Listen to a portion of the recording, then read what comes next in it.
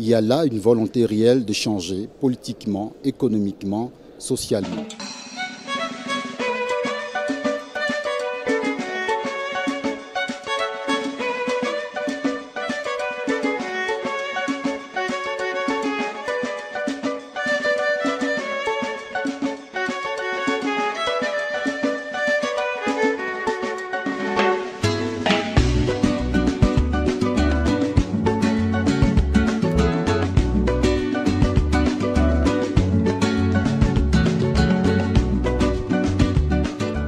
L'Afrique était libre 50 ans après son indépendance. Mesdames, Messieurs, bienvenue à cette première édition de l'Afrique d'aujourd'hui, votre magazine, qui se passe sur votre télévision, La Voix du Continent et cette télévision partenaire.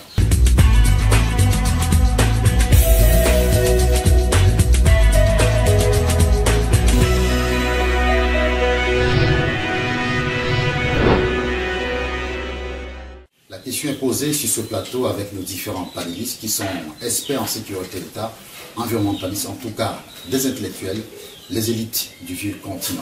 Je commencerai par Paul Denis Pétiemel. Bonjour, bienvenue à cette première édition d'Afrique d'aujourd'hui sur la chaîne La Voix du Continent et les télévisions partenaires. Merci M. Yalom. Bonsoir aux panélistes, bonsoir à tous les Africains, de l'intérieur comme de l'extérieur. Je vous embrasse tous. Je ne saurais comment me montrer ma joie pour une fois encore que je puisse répondre sur une chaîne de télévision panafricaine dénommée La Voix du Continent. C'est avec grande joie que je vais pouvoir peut-être donner quelques conseils et aussi amener le peu que je connais à la génération future. Merci. Merci pour votre contribution. On aura certainement à s'abreuver de votre expérience. Vous avez vu assez avant l'indépendance et après l'indépendance. Et par la grâce de Dieu, vous êtes avec nous aujourd'hui. Alors, Monsieur André Oum, vous êtes PDG d'une structure de la place. On aura l'occasion d'en parler. Vous êtes environnementaliste. Vous êtes ingénieur à froid climatisation. La question est posée pour l'émission. L'Afrique, en tout cas, était libre 50 ans après son indépendance. Déjà, bonjour chers panélistes, chers téléspectateurs, bonjour Monsieur Magloire. Je vous remercie par La Voix du Continent de me donner la parole pour débattre de la problématique de l'Afrique. Est-ce que l'Afrique est libérée après plus de 50 ans de son indépendance? En tant qu'ingénieur en foyer climatisation, ayant fait déjà mes pas en Afrique, et en plus maintenant à l'étranger, de retour d'Afrique, je constate qu'il y a double problème. C'est même beaucoup plus grave qu'on en pensait. Et alors, raison pour laquelle je suis descendu chez moi, au Cameroun, pour essayer d'abord d'analyser le problème. Et je constate, après analyse, que le problème est beaucoup plus grave que je n'en pensais. Alors, raison pour laquelle nous sommes là pour en débattre avec mes chers téléspectateurs, ainsi que toute l'Afrique. Je vous remercie. Monsieur Elouga Désiré, environnementaliste. L'Afrique était libre 50 ans après son indépendance. Bonjour Monsieur Magloire et bonjour à tous les spectateurs de la radio et télévision La Voix du Continent. Moi c'est Monsieur Elouga Désiré, environnementaliste et expert dans les questions de gestion des ressources naturelles. Alors, la problématique de l'Afrique, si elle est véritablement sortie de l'impasse occidentale, est une problématique qui bat de l'air depuis belle lurette. Et aujourd'hui, nous, Africains, nous sommes encore là, on se pose encore véritablement des problèmes. Quelle est la politique adaptée? Quels sont les effets réels de cette traite coloniale qui a eu à se vivre dans les années passées et qui peut-être aujourd'hui encore se vit. La question, elle est à qui voudrait la voir, mais aujourd'hui, la problématique sur est-ce que l'Européen, l'Occidental a toujours une main mise sur l'Afrique, moi je pense qu'il y en a tellement, d'éléments qui peuvent montrer véritablement que l'Afrique n'est pas encore véritablement sortie de son impasse. Et dans ce cas, nous allons essayer bien ensemble de voir quels sont les éléments de réponse relatives à ce genre de problématiques et ensemble, nous verrons quelles sont les solutions pour essayer de pallier à ce problème.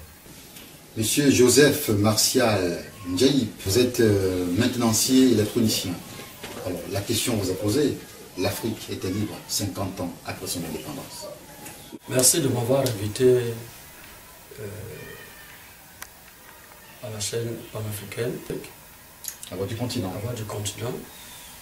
Merci, monsieur Léopold Niandong. La question de la liberté pour l'Afrique, c'est bien posé, mais nous ne sommes pas encore libres. Mais je crois qu'on fera tous les efforts pour que nous soyons libres nous-mêmes. Avec mes chers confrères et les panafricains, je crois que le débat sera ouvert tout à l'heure. Merci Joseph Martial Ndjaïp pour votre participation. On aura l'occasion d'en parler.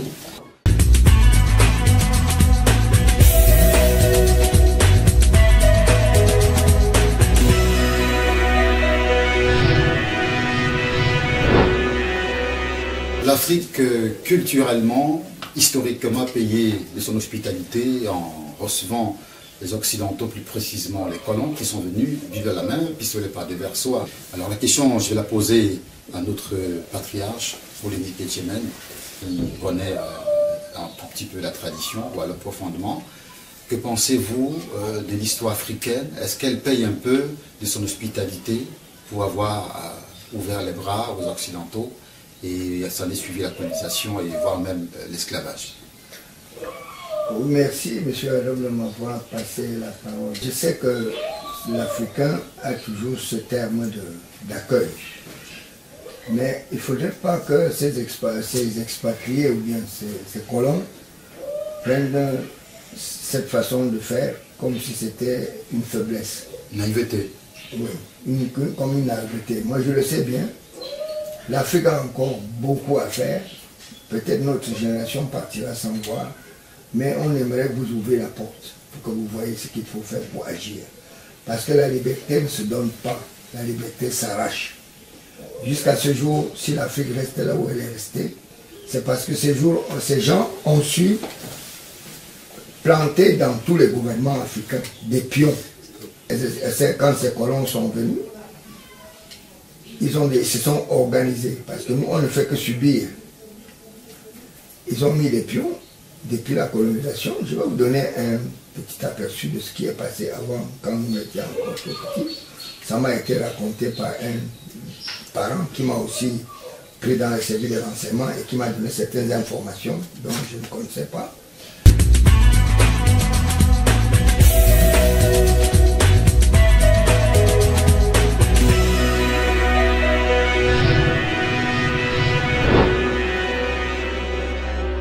Après l'esclavage, ils se sont installés.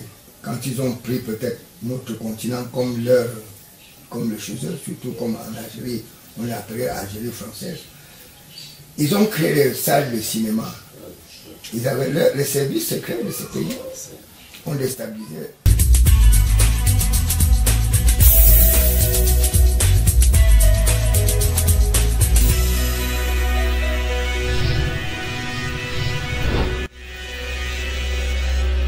Oui, dans certaines villes, vous remarquerez que au Cameroun, si vous voyez les enfants, tous ces responsables qui ont réussi, personne n'est sorti des grandes villes. À Douala, on avait créé des salles de cinéma et des salles de jeux. Et les salles de cinéma ils ont placé les salles de cinéma dans plusieurs villes du Cameroun. C'était pour aboutir la jeunesse. Parce que dans le temps, les enfants n'allaient pas à l'école. Et ça faisait que, comme ici à Douala, il y avait le cinéma Rex, ABC, un tout petit peu. Douala il y avait au moins 4 salles de cinéma. Derrière ces salles de cinéma, ces enfants qui allaient tout le temps voir ces films, il y avait la chambre, on les montrait comment, le banditisme, comment. Parce que quand on éduque les enfants avec les problèmes des armes, le cowboy, le gladiateur, Dambalis, n'importe quoi, tous ces enfants-là sont devenus des bandits. Si vous remarquez très bien qu'au Cameroun, dans notre pays, surtout au Cameroun et dans d'autres pays d'Afrique aussi, tous les responsables, tous ceux qui ont été ministres, personne ne sort d'une grande ville. Et si vous voyez aujourd'hui, la plupart des enfants, des cadres dans notre pays, c'est des enfants qui ont été élevés dans des villes où il n'y avait pas de distraction, comme le cinéma. Mais ça aussi, c'est que avant, les parents ne savaient pas lire ni écrire. On ne savait même pas quelle était la conséquence.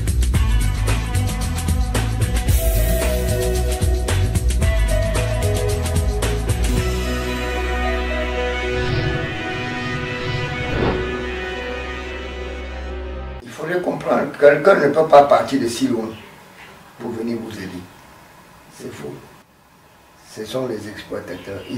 Quand ils partent de chez eux, c'est parce qu'ils n'ont rien. Ou ils en ont, mais ce que ça suffit, ils veulent nous aider. Ils sont venus ici exploiter parce que le continent africain, c'est le seul continent le plus viable. L'avenir du monde, c'est ici.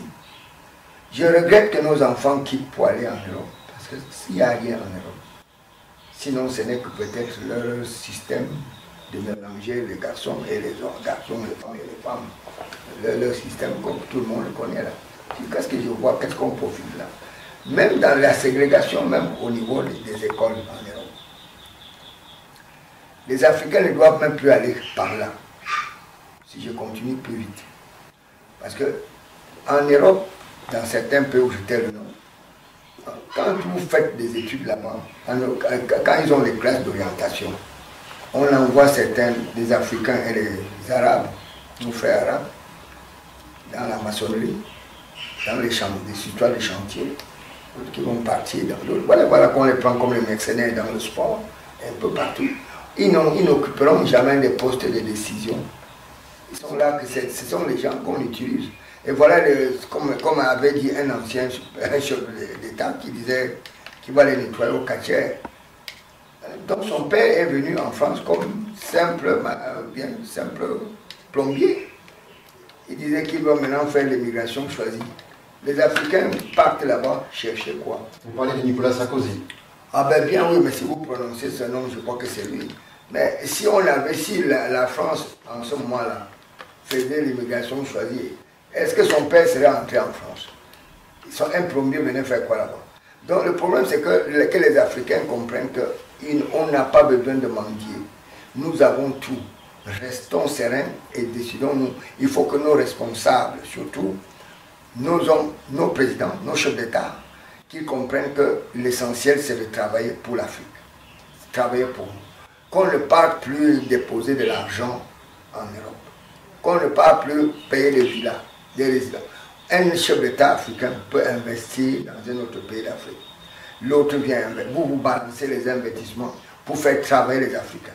Ouvrez des grands hôtels, faites des grandes sociétés sur le continent. Au lieu d'aller stocker les milliards, dès que vous n'êtes plus au pouvoir, ils prennent tout cet argent et plus personne. Nous avons déjà, l'Afrique a déjà trop perdu. En plus de ça, je dirais que je vais prendre un exemple. Quand vous me demandez si l'Afrique est libre, non. Je prends le cas de la Guinée équatoriale.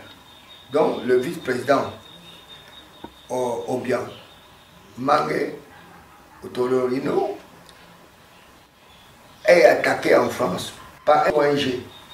Où prennent-ils le poids pour pouvoir se plaindre d'un chef d'État africain? C'est qui?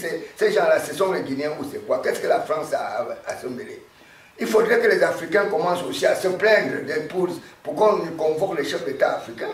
Il faut que l'Afrique crée un cours pénal africain pour convoquer ces gens-là.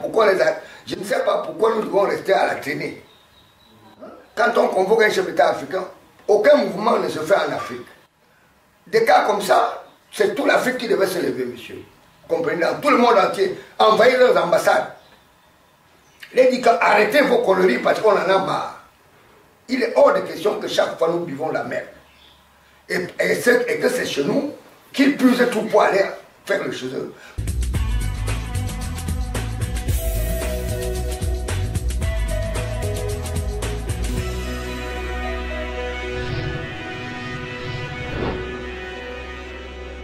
Pour ma première fois quand je suis arrivé en France, quand j'ai vu le métro, et quand tu vois l'histoire, tout ce qui était dans le métro, c'est les rames étaient en bois.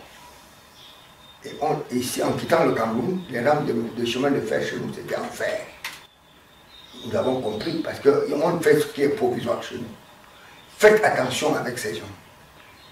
J'ai dit que le problème de la Guinée équatoriale, c'est un problème qu'il faut que tous les Africains se mêlent.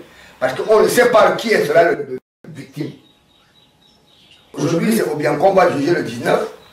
Il faut que ça s'arrête. Que le nouveau chef d'État français qui vient là, qui vont voter, parce que parmi eux, il y a déjà même des voleurs, d'autres qu'on parle de l'emploi fictif, tout ceci. Voilà les gens qui vont peut-être venir parler pour l'Afrique. Est-ce à dire que les vrais pilleurs, ou alors ceux qui détournent les deniers publics... Mais qui les regardent devant leur porte chez eux, d'abord là-bas, c'est là. C'est parti membre de Chirac, Alain Juppé, tout ça, on connaît leur histoire dans les emplois fictifs, les bourrades des urnes, tout ça. Qu'ils gardent ça chez eux. Vous savez, il est temps que nous on parle. On ne peut plus éteindre. Moi, j'aimerais avant de mourir ouvrir les yeux des enfants, vos yeux là. Je vais vous dire certaines vérités. Ne penchez plus la tête quand vous voyez ces gens en face. Il n'y a personne qui a la peau blanche. Ce sont les peaux roses. Ce mot blanc, arrêtez ça. Parce que je ne peux pas voir quelque chose, je deviens malade, je deviens daltonien, je dis le contraire. Il est hors de question. En tout cas, on reviendra à vous. Oui, en tout cas, si vous voulez continuer avec... On reviendra à vous, et puis je vais me tourner vers monsieur André Oum. Lui, il a fait une vingtaine d'années en Europe, et il est venu en Afrique pour mettre sur pied une structure. La question que je vais vous poser, puisqu'on parle d'économie et de la politique économique de toute façon, pourquoi après 20 ans, avec l'expérience et puis une bonne position sociale que vous aviez en Europe, vous avez décidé de venir mettre sur pied une entreprise, tout en sachant tout de même que l'environnement socio-économique n'est pas favorable? Une fois de plus, merci Magloire Yado. L'Afrique a un problème. Le monde a un problème. Moi, ce qui m'étonne, au jour d'aujourd'hui, on avait notre thématique est basée sur est-ce que l'Afrique est totalement libérée de ce joug colonial? Moi, je dis franchement, non. L'Afrique n'est pas totalement libérée. L'Afrique a un devoir. Le devoir de l'Afrique, c'est de s'unir et de trouver des solutions. Les solutions, c'est quoi? C'est de s'asseoir à table, comme nous sommes assis là, et qu'est-ce qu'on peut faire? Étant unis, on peut déjà faire beaucoup de choses. Mais lorsque nous ne sommes pas unis, on ne peut rien faire. Et c'est là où l'Occident a profité pour désunir l'Africain. Donc il y a un problème à double sens. Il y a d'abord notre problème à nous, et il y a un problème avec l'Occident. Lorsque nous acceptons l'occidental de venir, c'est nous d'abord le problème. Et en retour maintenant, lorsque l'Occident arrive, il faudrait qu'il vienne de façon vraie. Et là, comme nous savons bien que lui ne vient pas en vrai, il vient en pire. C'est d'où le problème se pose. Et moi je viens en Afrique, je viens au Cameroun, j'ai posé une structure, alors qu'on va parler plus tard, ou bien au courant de l'édition. Donc nous avons véritablement un problème d'Afrique, en Afrique, avec l'Occident. Que les Occidentaux qui comprennent que maintenant, l'heure est arrivée, qu'ils restent chez eux. Ou bien lorsqu'on discute, on discute d'égal à égal. Vous avez ceci, je vous donne cela, ainsi de suite. Et c'est comme ça que dans l'environnement actuel, on va trouver toujours des solutions. Il ne suffit pas simplement de faire la guerre de façon verticale, c'est une guerre horizontale, de dialogue en dialogue, et puis on va comprendre notre problème.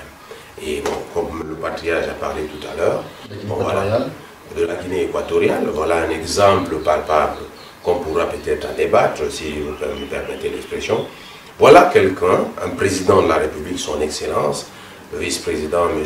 Théodore Obiang, qui a fait ses études en Occident et qui a compris que l'Afrique avait besoin de lui. Il est rentré chez lui, il a développé ce qu'il a développé, ce que nous tous, nous voyons aujourd'hui, qui est franchement louable. Vous voyez maintenant en retour, ce qu'il a comme retour, c'est que bon, détournement des biens publics. Quel est le bien qui était public? C'est son bien, c'est le bien de son peuple. La France n'a qu'à regarder dans son salon et dans son paillasson pour regarder ce qui est sale chez elle. Et c'est de ça ce qu'il s'agit. Est-ce qu'on a déjà jugé un chef d'État en Afrique? Moi, je ne pense pas. Il faudrait un chef d'État européen en Afrique ou bien un chef d'État français en Afrique. Mais laissez l'Africain avec ses propres problèmes. L'Africain va résoudre ses problèmes. L'Africain va discuter en tant qu'Africain. Il y avait les arbres à palabres à l'époque. C'est de ça ce qui jaillit, chers Africains, chers Camerounais, chers Africains ensemble. Voilà un problème que nous avons sur la table. Discutons, trouvons des solutions, comment faire pour sortir de ce néocolonialisme qui nous a gangrénés jusqu'au jour d'aujourd'hui, où il y a tout va partout, c'est ça qui pose problème. Chez ça ne va pas. Ça, il faut qu'on sache que ça ne va pas. Et comment faire pour trouver des solutions? Voilà le jour colonial qui continue, on ne sait plus combien de temps ça va encore prendre. Alors il faut que ça s'arrête, il faut que nous tous Africains qu'on comprenne qu'il ne faudrait pas qu'on me monte contre mon frère ou bien contre ma soeur pour que je l'élimine. Là, ça ne va plus. Asseyons-nous et discutons.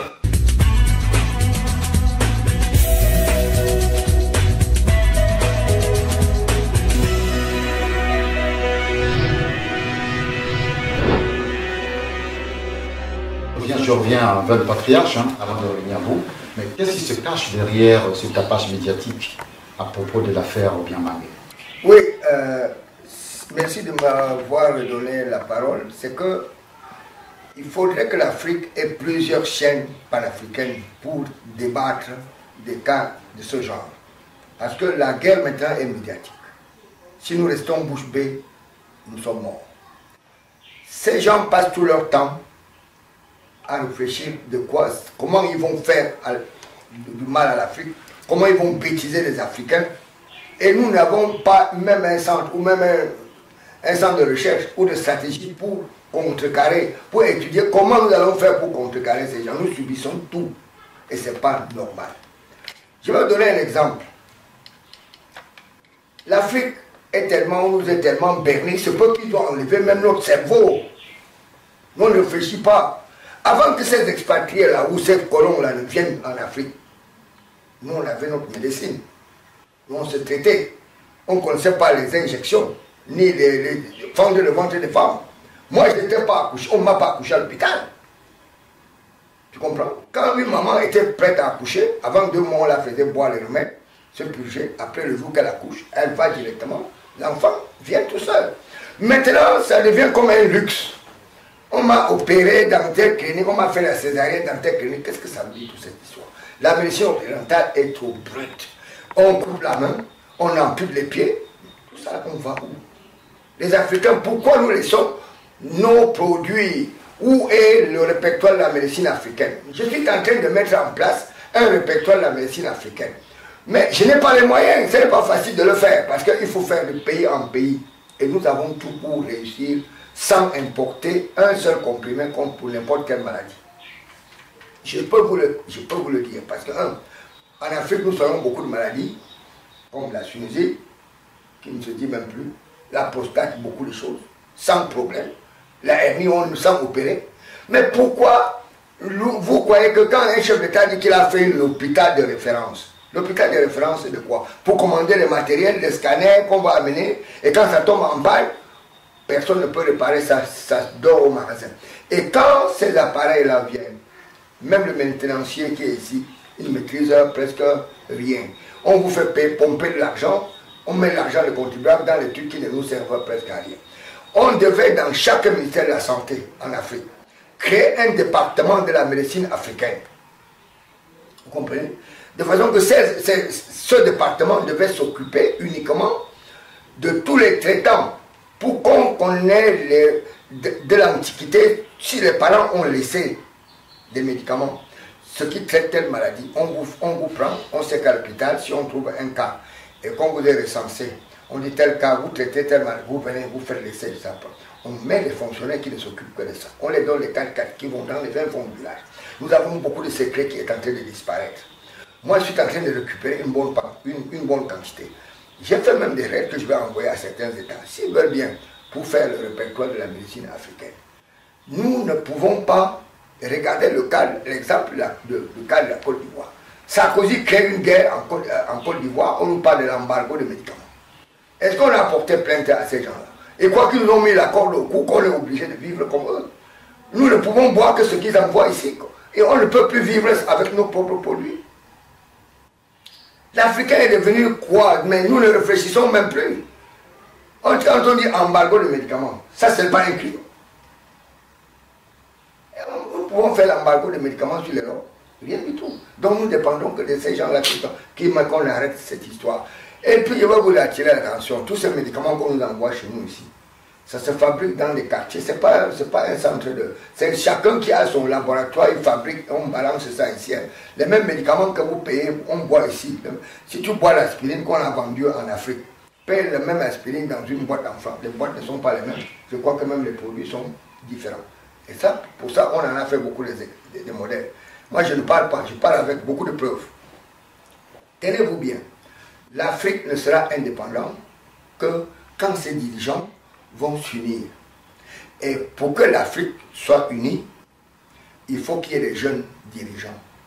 Ceux qui sont maintenant, le cas de Obiang, le cas de Déby, Ali Bongo, de Sassou, il y a beaucoup de chefs d'État qui veulent faire un bloc. Et ça partirait de l'Afrique centrale, l'unification de l'Afrique.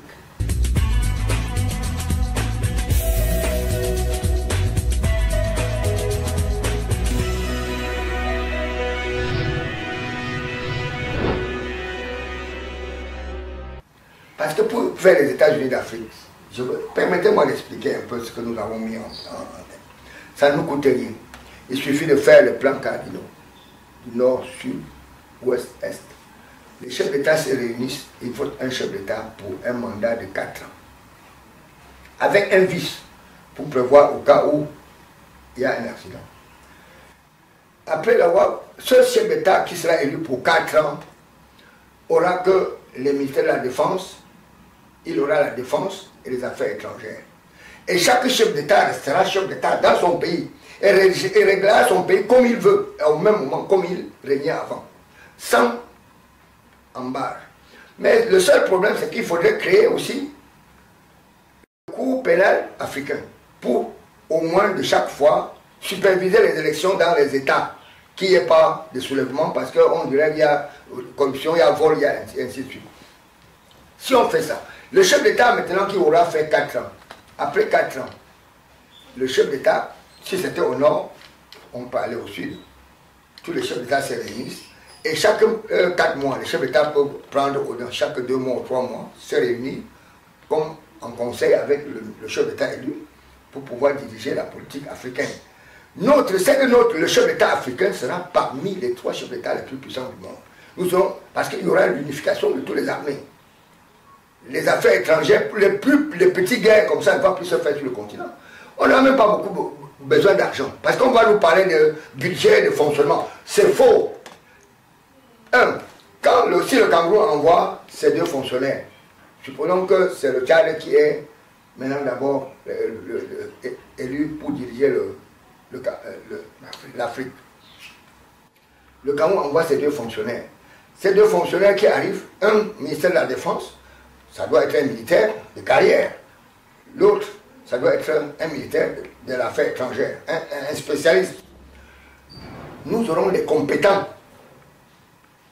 Peut-être les 54 États, les 54 compétents de la défense. Et ça va être un bloc solide, monsieur.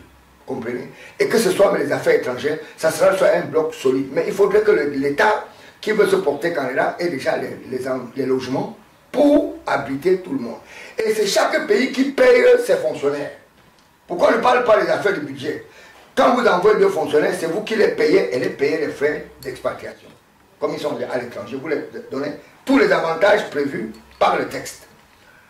Et puis maintenant, les États se réunissent, on paye un avion, on cotise de l'argent. Ce n'est pas 100 millions par État qui va dépasser, ou 10 milliards, ou prendre le crédit d'un avion présidentiel à Boeing qui va dépasser toute l'Afrique. Ce chef d'État a cet avion que parce qu'il est en exercice. Quand il n'est plus en exercice, ça passe à l'autre deuxième chef d'État. On n'a pas encore besoin de créer une capitale.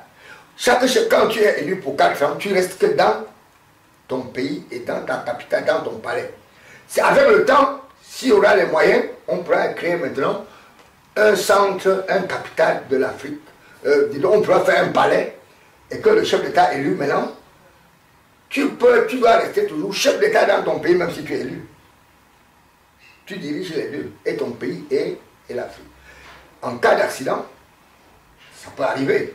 Ton vice-président peut continuer et finir le mandat avant qu'on le cherche un deuxième.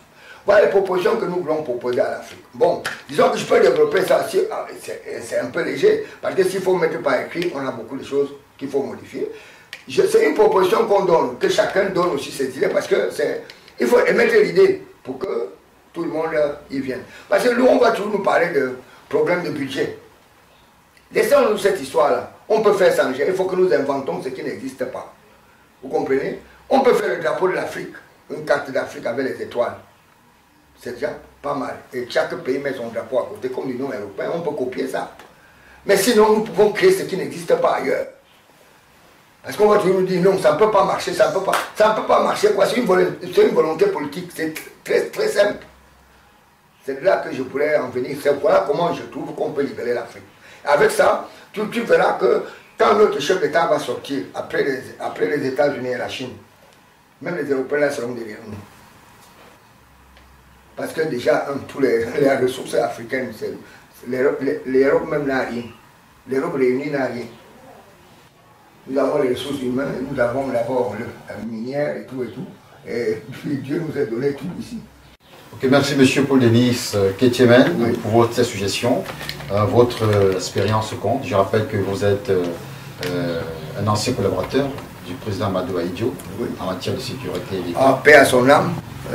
Vous savez, quand vous verrez ça sur un plateau, le choc me prend, mais on ne peut rien, c'est la voix de tout le monde qui reste en paix là où il est.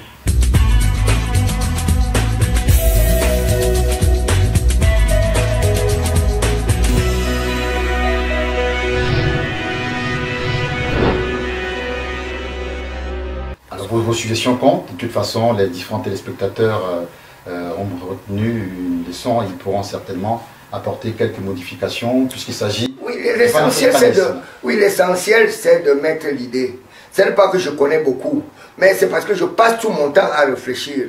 Quand je vois des guerres qu'on crée partout, après quand ça finit dans tel pays, ça recommence dans l'autre, ainsi de suite, ce n'est qu'en Afrique. Nous ne fabriquons ni armes ni munitions.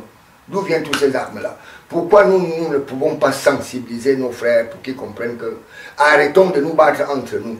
Je vais vous dire une vérité. Le Cameroun est le seul pays au monde, en Afrique surtout, où les chrétiens et les musulmans vivent en amour. Quand il y a la fête de moutons, c'est nous-mêmes les chrétiens même qui demandent aux musulmans où est ma part de mouton. Ils vont même chez les musulmans manger. En vice-versa, quand il y a la fête de chrétiens, c'est comme ça. Mais on a voulu instrumentaliser les affaires des religions, comme si nous étions des bêtes. Tout ça est venu nous rencontrer ici. Que ce soit l'islam ou que ce soit les chrétiens, c'est venu nous trouver. Donc nous sommes dedans, nous ne connaissons pas ça. Parce qu'il y a cette histoire-là, il y a eu un diplomate français qui a voulu tester un terrain comme ça vers Nouvelle il y a quelques temps là. Mais ça a échoué parce qu'ils ont cru que peut-être ça devait prendre feu comme ça, puis dans un pays voisin. Non, le Cameroun, ça ne pourra jamais, ça ne peut pas aller. Alors, Monsieur Désiré Elou-Gabato, on revient vers vous. C'est vrai qu'avec le prédécesseur, on a parlé de l'indépendance véritable de l'Afrique, on a parlé un peu de l'affaire Teodoro Obiang-Mangué, et on a parlé également de l'environnement, c'est ce qui vous concerne. On sait très bien que la pharmacopée, autant que la médecine moderne, tire son traitement de tout ce qui est arbre, de tout ce qui est environnement, de tout ce qui est verdure. Qu'avez-vous à dire en synthèse? En réalité, notre héritage se voit aujourd'hui bafoué par un ensemble d'éléments.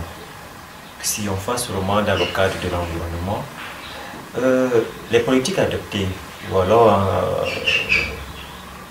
connectées entre les puissances et les pays africains aujourd'hui ont donné lieu à ce qu'on appelle les plans d'ajustement structurel. Et ces plans d'ajustement structurel ont été à l'origine de l'avènement de plusieurs, comment je peux appeler ça, privatisation des entreprises locales et au profit des entreprises étrangères. Qu'est-ce qu'elles ont fait?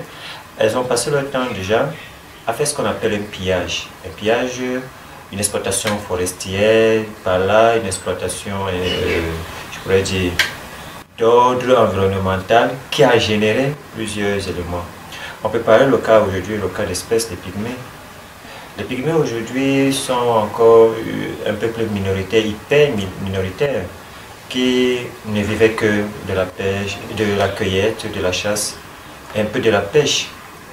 Et on les reconnaît aujourd'hui, et on les a toujours reconnus comme des excellents médecins, des pratiquants de cette branche de la médecine, qu'aujourd'hui plusieurs personnes reconnaissent comme étant une plus-value pour l'Afrique.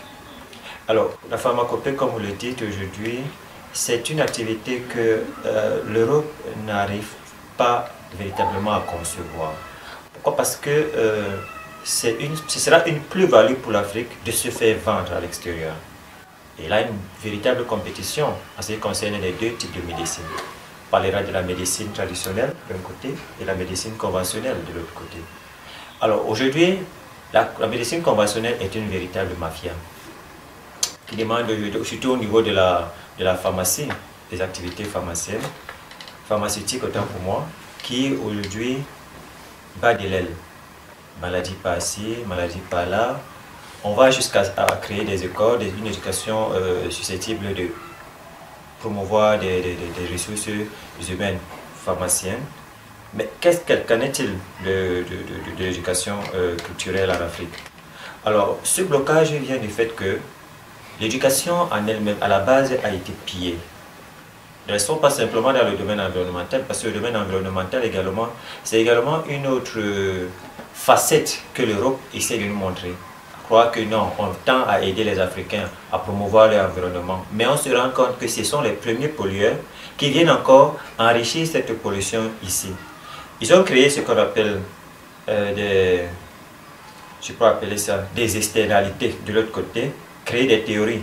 On peut parler également de la théorie de la taxation environnementale. C'est quoi la taxe environnementale? C'est juste un procédé économique qui permettait à l'Europe de récupérer encore ce qu'elle donnait à l'Afrique sous base de compensation.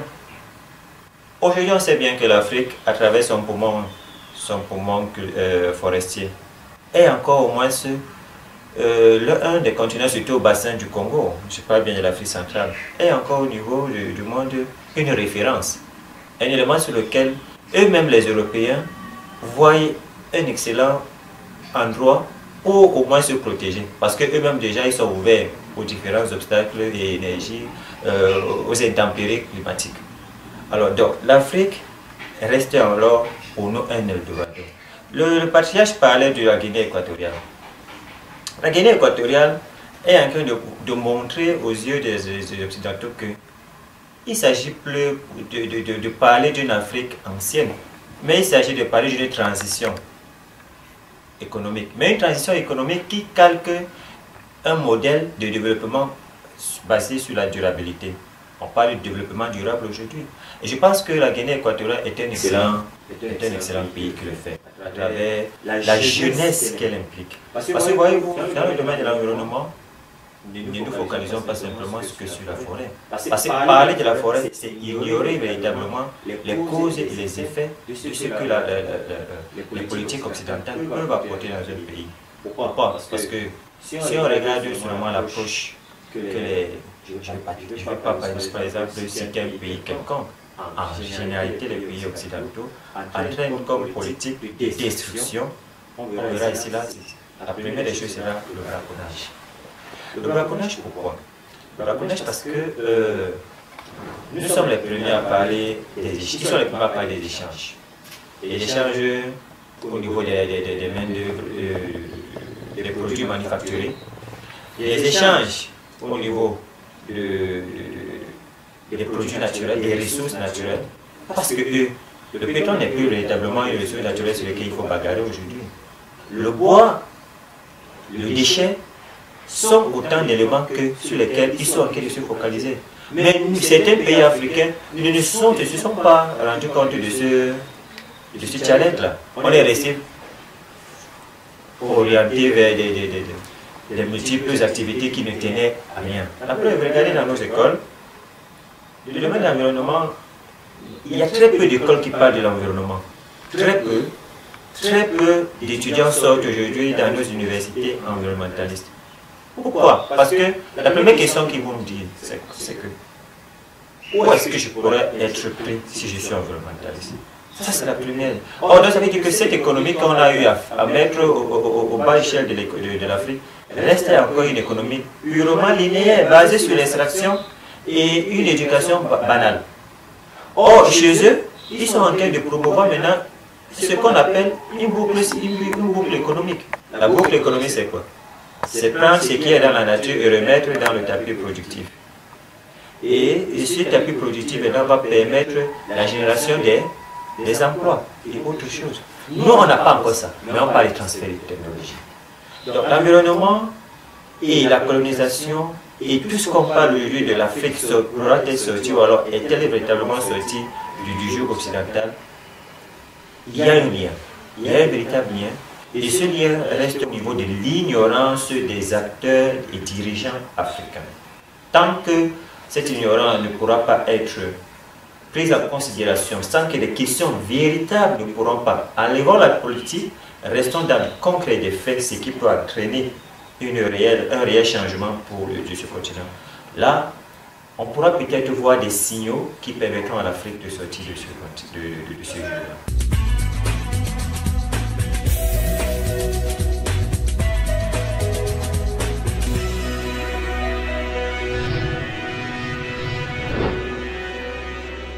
Monsieur Joseph Martial Diaye, vous êtes maintenancier électronicien.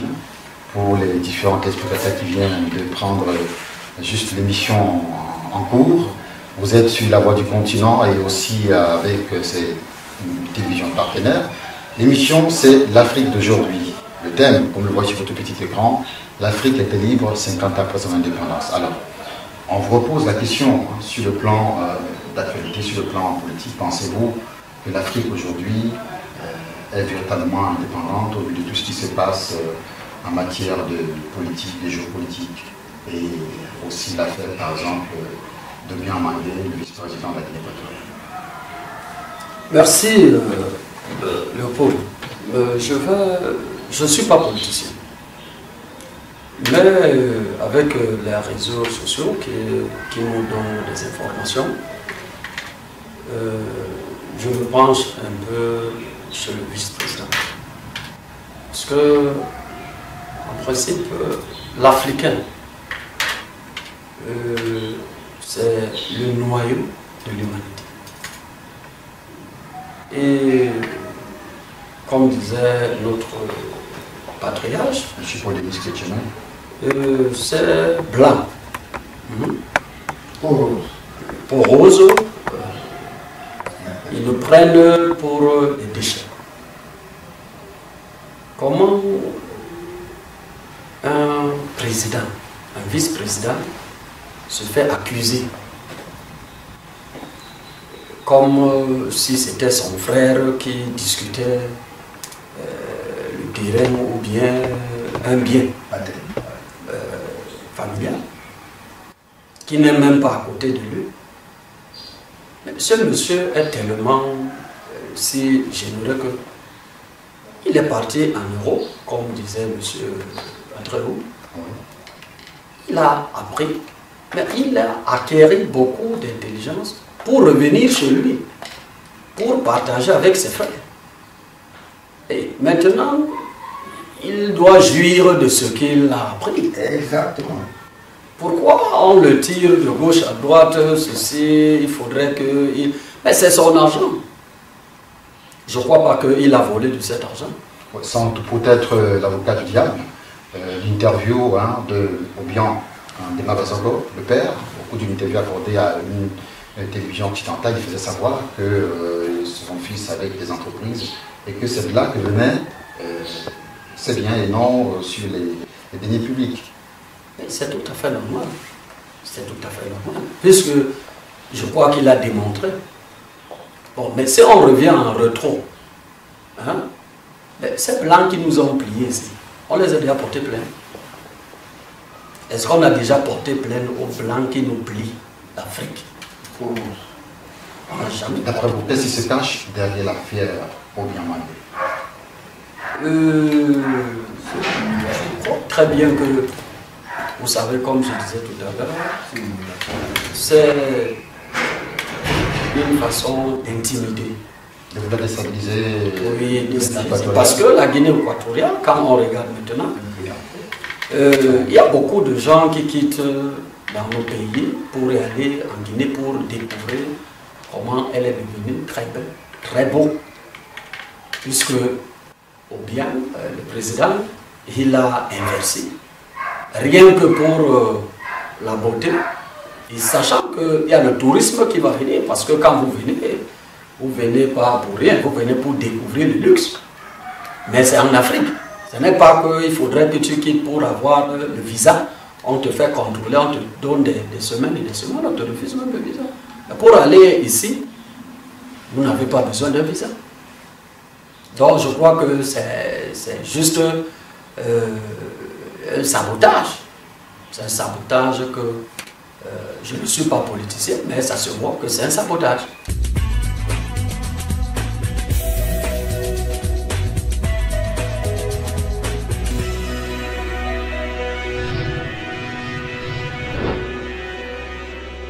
Monsieur Désiré Iloukabatoum.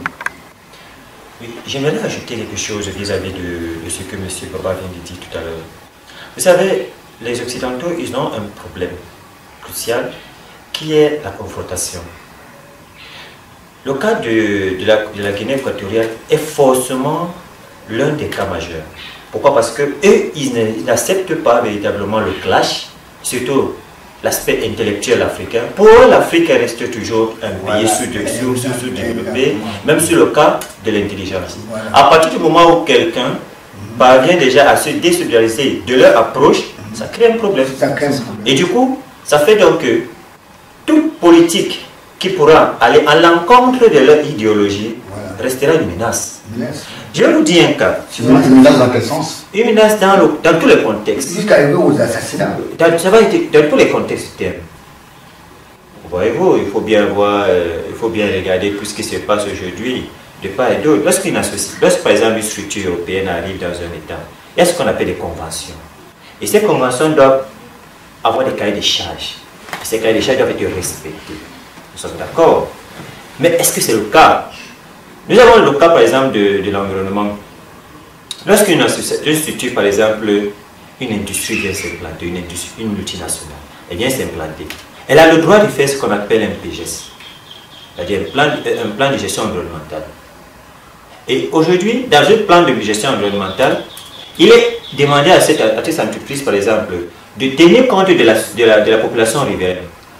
Quand je parle de tenir compte de la population riveraine, il est question de plutôt mettre en place des moyens d'amélioration des conditions et du cadre de vie de ces populations. Mais le contraire se voit. Oui, si j'interviens un tout petit peu, je dois attirer votre attention parce que sinon j'ai suivi une chaîne de télévision de ces colons. Les antennes de télévision vont mettre sur les toitures de nos familles et qu'on dit même qu'on les paye là. Ils sont certaines familles ici avec où c'est 200 000 par mois ou c'est combien de mille par mois, on les donne. On nous pourrit la vie, ça veut dire que c'est pas possible. Je ne sais pas si nos responsables ne voient pas ça, parce que ça attire des ondes négatives partout, parce que chez eux il faut mettre ça dans les forêts et en brousse, mais jamais en ville. Oui, d'après les normes, il faut le mettre au moins 200 mètres. Voilà. Mais ici, c'est même au-dessus d'une maison où on habite en bas. Mais Patrick, je vous le dis, je n'ai pas vous couper que ils le savent parce que la norme, vous savez, la science a ceci de particulier qu'elle touche tous les aspects. Vous savez, elle touche tous les aspects. Et le scientifique il se pose toujours des questions, comme le philosophe il se pose des questions parce qu'il cherche toujours à connaître. Alors, tout ce qu'un Européen ou alors un Occidental fait, bien entendu, il faut bien que vous précisiez qu'on n'a pas un problème particulier avec eux, mais c'est les faits. Alors, oui, lorsque nous n'avons aucun problème avec le peuple français. Voilà. C'est les politiciens qui c'est eux qui jouent ce jeu avant que les Africains deviennent amers face aux Français. Nous n'avons aucun problème avec les Français en tant que tel. Mais c'est la politique de la France qui ne nous convient plus. Parce qu'il est temps qu'on nous lâche les menottes, qu'on nous ouvre les menottes là. Il est temps. S'ils ne le font pas, nous le ferons de force. Et c'est comme ça. On arrête de méthode. C'est dire que l'Afrique n'est pas véritablement libre. Et que faut-il faire sur le plan politique? Puisqu'on sait que la démocratie annoncé par François Mitterrand le 20 juin 1990, a fait en sorte qu'on ait quitté du monopartisme au multipartisme. Mais aujourd'hui, il y a la démocratie quand même dans beaucoup de pays. Attendez, oui, quand vous parlez de cette histoire de démocratie, ça me fait rire d'un côté, parce que j'ai même les dents déjà enlevées là. Le problème de démocratie, c'est quoi? Qu'est-ce qu'on appelle démocratie? L'Europe n'a pas été construite avec la démocratie, monsieur. Hein? Le mot démocratie, c'est un mot pour leurrer les Africains. Ça veut dire que dès qu'on voit qu'un Africain a l'œil bien fixe pour faire quelque chose, comme le cas de Guinée équatoriale, comme le Tchad, voilà, l'argent de pétrole, comment on produit au Tchad, comment Déby construit le Tchad, comment bien construit la Guinée équatoriale. On vous dit, bon, il faut maintenant, quand tu ne veux plus faire comme ils veulent, il faut qu'on mette un autre qui te remplace, si les accords que je vais vous donner. On va les armer par derrière dans les pays. Malheureusement, heureusement maintenant que les pays ont compris de ne plus ouvrir les bases arrière pour les rébellions. C'est qu'on renverse les États en Afrique tous les jours, presque tous les semaines. Donc, ce problème que je pose, pour que je vous explique là, ne croyez pas qu'en un seul jour, ces gens seront contents quand ils voient qu'on bâtit une route, qu'on construit l'Afrique, parce que l'Afrique devait rester une poubelle. Je vais vous poser une question. Depuis que toutes ces générations, les De Gaulle, et puis les Pompidou, tout ça, les Chirac, les Giscard, tout ça, jusqu'au Chirac et jusqu'à Hollande, demandez-le en France, parce que c'est eux qui se mêlent. Si on ne parle que de la France, parce que les autres pays européens ne se mêlent pas de nos problèmes. Sarkozy peut vous montrer, ou Hollande, une école qu'il a construite, peut vous montrer une route, parce qu'ils ont trouvé déjà tout fait. Depuis même des siècles, la démocratie c'était fait pour leurrer les Africains. Non, monsieur, laissez ce mot démocratie. Moi, je suis d'accord que tous les Africains, ceux qui veulent faire la politique, c'est leur domaine. Moi, Dieu ne m'a pas créé pour la politique. Dieu m'a créé pour la défense. Si c'est la guerre, je m'engage. Mais il est question que ceux qui veulent en faire, qui veulent faire la politique, qu'ils sachent que la politique a ses risques. Vous comprenez? Ne prenez pas cette histoire-là pour un jeu. Parce que je demandais aux Africains de rentrer en Afrique. Que les chefs d'État, qu'on arrête de se battre. Et que toutes ces idées que nous avons les compétences d'Europe, qu'on construit ensemble de notre continent. Il n'y a pas que le poste de chef d'État pour servir son pays, mon cher ami. Le chef d'État seul peut nommer 40 ministres. Ces 40 ministres chaque ministre nomme au moins 1000 responsables dans son département ministériel, dans toutes les régions où on appelle province ou région. Donc, il faudrait comprendre ce problème. Si je prends l'exemple du Cameroun, notre pays, ouais, c'est un pays unique au monde, où tout un gouvernement est en prison. Les gens qui ont occupé tous les postes, du très haut, excepté le poste de chef d'État, ils ont occupé tous les postes sensibles. Et tous ceux qui nous gouvernent là maintenant, là, j'attire votre attention. Ce sont ces gens qui sont en prison qu'ils ont mis en poste. Hein. C'est pas bien qu'ils les nomment. Parce que quand ils veulent d'abord nommer, quand ils sont ministres, comme ils préparaient toujours à relever bien, parce que bien n'a pas eu cette chance. Tous ces gens qui sont venus, il a mis les gens, au lieu de l'aider pour qu'on travaille, on voulait que sa place. On voulait être chef d'État. Ce problème-là, c'est quoi en plus? Venez toujours par ce mot démocratie, non? Mais cette démocratie-là, c'était pour faire quoi? Et après, maintenant, quand ils viennent, quand eux, ils nomment les gens, s'ils n'ont pas fini de nommer les membres de sa famille, du côté du père, du côté du mère, du côté de son père, du côté de sa mère, ses beaux-frères et tout, et c'est eux maintenant, tous ces gens qui sont là, ces gens qui nous gouvernent là, c'est les membres c'est la famille de ces gens qui sont en prison. C'est pour ça que partout, ils font pour que rien ne marche. On ne vous manque pas que ce soit dans l'armée, dans tout. Le Cameroun est bloqué. Il y a la mauvaise foi qui règne partout. La corruption, le vol, comment on appelle là, tout ce qui est fictif là. Quand on fait des projets, on fait sortir de l'argent, on n'a même pas payé. Moi, j'ai de l'argent que je réclame à l'État. On ne m'a jamais donné. Parce que dans tout ce que j'ai fait au Cameroun comme travaux, je n'avais jamais accepté d'entrer dans la magouille parce que je me disais toujours que je suis tellement fier que je ne veux pas que c'est un petit monsieur qui il veut me dire, mais l'argent vient me donner ceci. Moi, si moi, je n'accepte pas. Et on m'a pas payé, je m'en fous, j'ai laissé tomber. Mais donc, voilà le vrai problème. Le mot démocratie, là, arrêtez ça. Même si c'est les enfants d'une même mère qui gèrent un pays et que le peuple est content, tant mieux. Nous, ce qu'on veut voir, c'est le résultat. Ce n'est pas la tête de la personne qui nous intéresse. Et par là, justement, de résultats, on a vu quand même des partis politiques, je prends au cas au Tchad, où on a plus de 200 partis politiques, on a vu quand même des associations un peu beaucoup plus libres. Hein, entre eux, pour vous qui venez de l'Occident, hein, vous savez quand même que la démocratie est beaucoup plus palpable de ce côté. Quelle différence faites-vous, quelle synthèse faites-vous entre l'Afrique en matière de démocratie et les réalités qui se passent de l'autre côté? Bon, je vous remercie une fois de plus de m'avoir donné la parole, monsieur Magloire. Moi, je vois ça en double sens. Le mot démocratie en Afrique a une autre connotation. Et le mot démocratie en général en est une autre. La peau rose, moi j'appelle maintenant la peau rose parce que c'est ça, c'est ce mot-là, en gros, qu'on a pris pour cacher quelque chose derrière, qu'on appelait démocratie. Bon, moi directement maintenant, moi je ne suis pas politique, je vais entrer dans le domaine environnemental. L'Afrique a signé toutes les conventions, l'Afrique a signé toutes les conventions, le protocole de Montréal, qu'on appelle le protocole de Kyoto, la convention de Vienne, on parle du réchauffement climatique maintenant, il y a eu la COP 21, il y a un problème. Moi, la démocratie, c'est autre chose. Mais ce que le blanc a écrit comme mot, le rôle, la peau rose a écrit là, c'est ça le problème. Le blanc, la peau rose a créé ce qu'on appelle le mécanisme de développement propre. C'est ça qui me pousse à venir en Afrique, étant expert en manipulation de flux glycogène dans l'environnement, tout en sachant bien que le monde est en danger. La peau rose, lui, il a tout son mécanisme là-bas pour se protéger.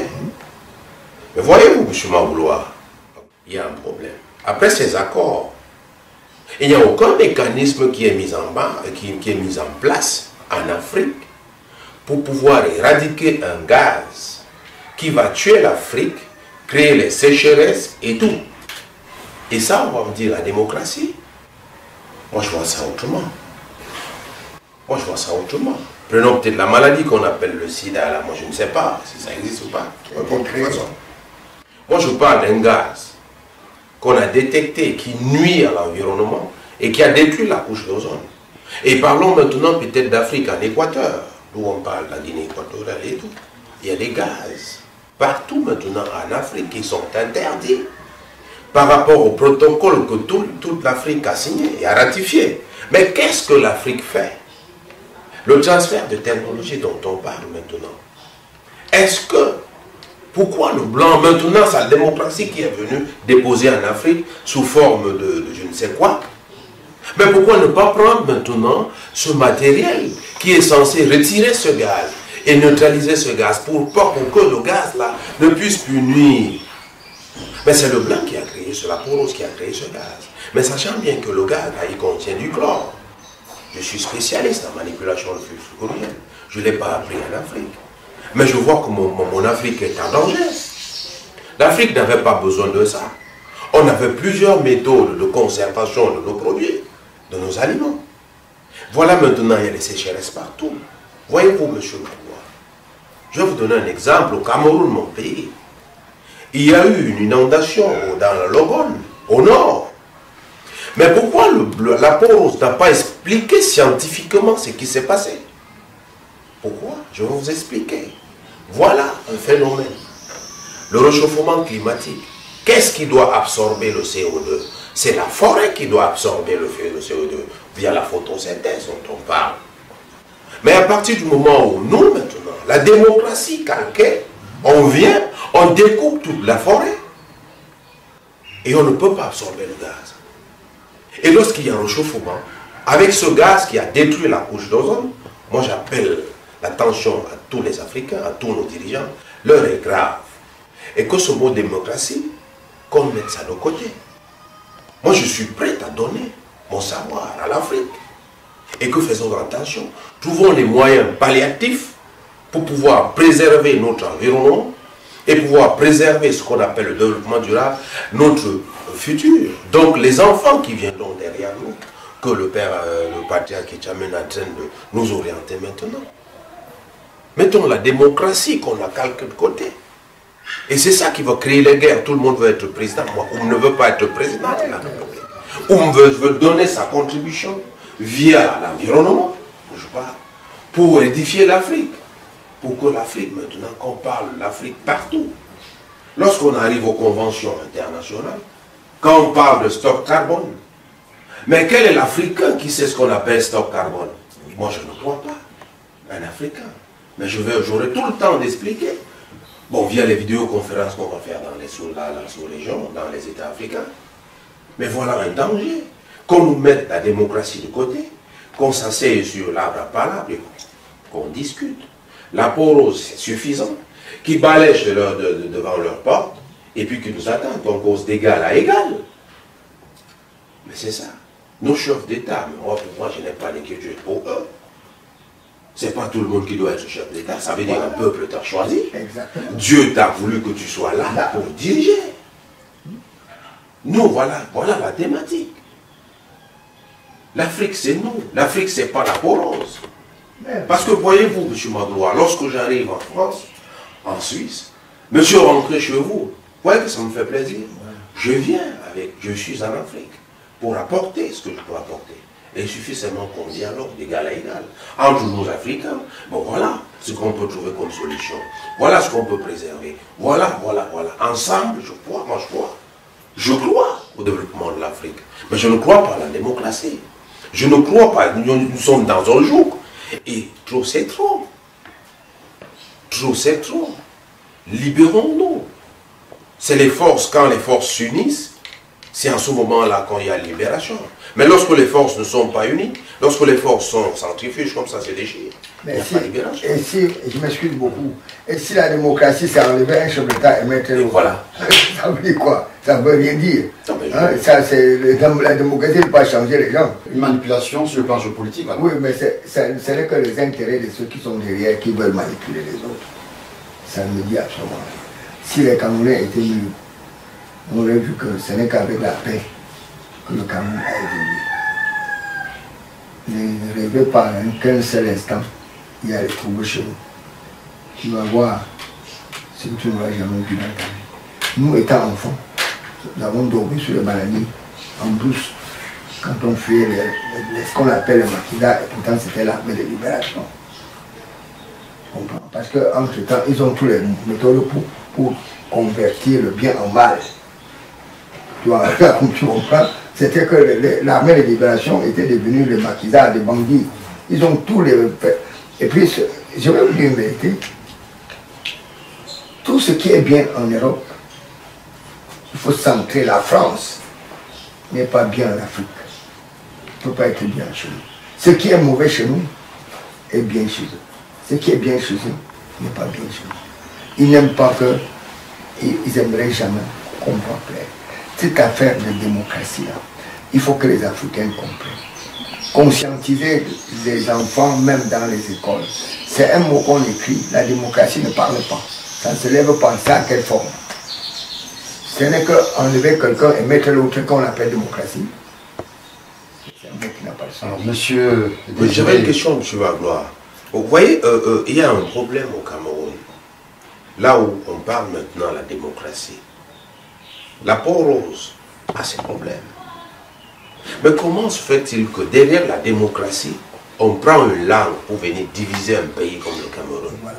Nous avons une situation, bon, voilà, le patriarche va nous expliquer. Voilà un phénomène qu'on calque, la langue anglophone, la langue francophone. Est-ce que c'est ça au Cameroun? Le Cameroun est un et indivisible.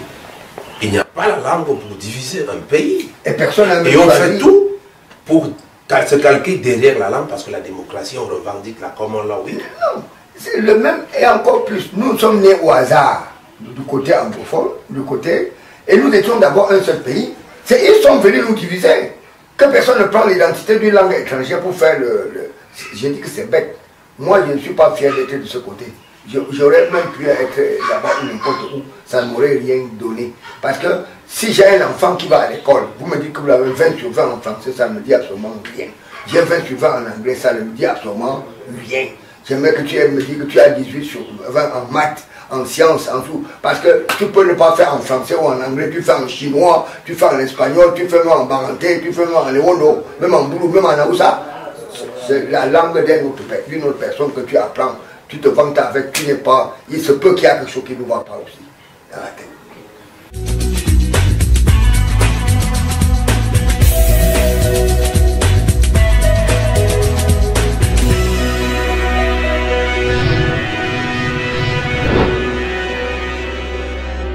Alors, monsieur, on reviendra à vous, hein, avant d'aborder la question économique.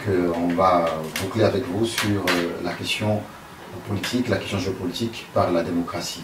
Alors, que pensez-vous des réactions des uns et des autres? L'écoulement, c'est vrai, vous êtes le présentateur. J'aimerais vous poser la question, vous y croyez véritablement à cette notion-là? La démocratie. La démocratie. La démocratie est une réalité. Pas cette notion. Qui est la liberté, qui est un pouvoir du peuple, par le peuple, pour le peuple. En gros, le dénominateur commun qui s'y réunit, c'est le peuple. Alors ce peuple-là, est-ce qu'il est pris en considération? Ben non.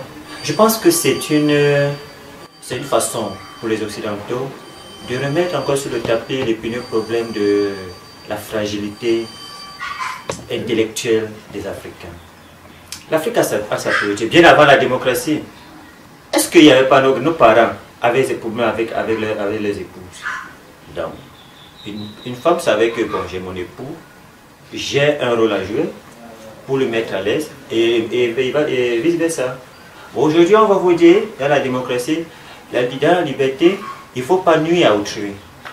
Avec cette nuisance-là finit donc par être vraiment tellement exagérée qu'on n'arrive même plus à se dire bonjour, parce que de peur de nuire à autrui. Parce qu'il y a des gens qui se lèvent le matin avec des problèmes, ils ne veulent pas se faire saluer. Et puis bon, quand on les salue, c'est nuire à cette personne-là. Et dans la démocratie, normalement, ça frappe. Aujourd'hui, en Afrique, on traite très mal nos problèmes. On traite tellement mal nos problèmes que la façon dont on a calqué les intelligences occidentales nous rattrape. Bon, on parle de politique aujourd'hui. En Europe, là-bas, si on parle de démocratie, il n'y en a même pas. Il n'y en a pas. L'alternance du pouvoir ne devait pas réellement poser problème. On devait savoir que lorsque j'ai fait mon mandat, j'ai fait une passation. Je pense que je mets ma main jamais au fait que l'actuel président français n'aurait pas pu se décliner au dernier moment s'il n'avait pas vu un problème. Je parie que lui aussi, il avait eu soif de dire pourquoi pas brimer un second mandat. Parce que le pouvoir, ça se veut, c'est dans le sang. Alors, il y a eu des présidents qui ont brimé plus de 2 mandats en Europe, pas parce qu'ils veulent. On parle au cas de l'Allemagne. Depuis que la chancelière allemande est là, pourquoi il n'y a pas une autre personne qui fait mieux qu'elle? Je ne pense pas. Alors je crois qu'en Afrique, en général, nous avons des présidents. La longévité pour moi n'est pas un problème, mais c'est la qualité de la production que ce dernier puisse avoir au niveau de la population. S'il faut qu'on parle de démocratie, qui est le pouvoir du peuple, qu'il fasse qu'il y ait le peuple au devant de la scène et non en arrière-plan. Aujourd'hui, on parle des problèmes politiques. Vous savez que le premier problème en Afrique, c'est le problème de la décentralisation. Tant qu'il n'y a pas une véritable décentralisation en Afrique, le problème restera toujours évident et, je pourrais dire, immense.